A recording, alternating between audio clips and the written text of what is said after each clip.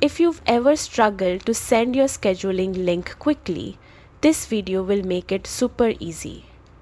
Before we start, don't forget to like and subscribe for more quick tech guides. To share your Calendly link, open your browser and head to the Calendly website.